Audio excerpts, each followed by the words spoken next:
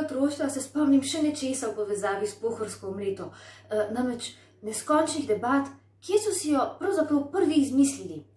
Za tiste pravoverne ljubitelje velja, da je to bil nekdanji poštarski dom na Pohorju, današnji hotel Tisa. In tam je recept strogo zabetoniran.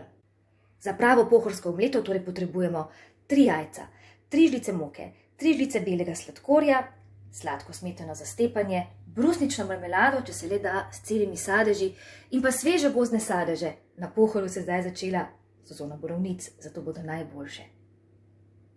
In zdaj se začnejo tista fina, drobna opravila. Torej najprej bomo pripravili puhast biskvit, zato bomo jajce ločili na beljake in rumenjake in najprej iz beljakov stepli čvrst sneg.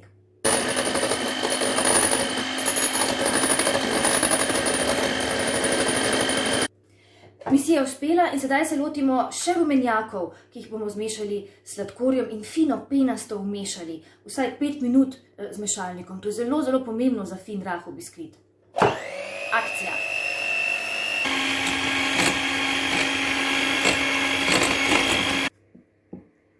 Združimo rumenjake in beljake in počasi dodajamo še moko.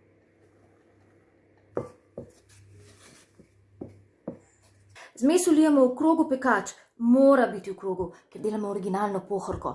In potem na 220 stopinj za približno 10 minut v pečico. Pečeno omleto premažemo z marmelado, krasimo z brusnicami, stepeno smetano, prepognemo in posujemo s sladkorjem v prahu. Pohorska omleta, junakinja mojega otroštva, obvezno postrežena, še topla. Za košček Pohorja v vašem domu.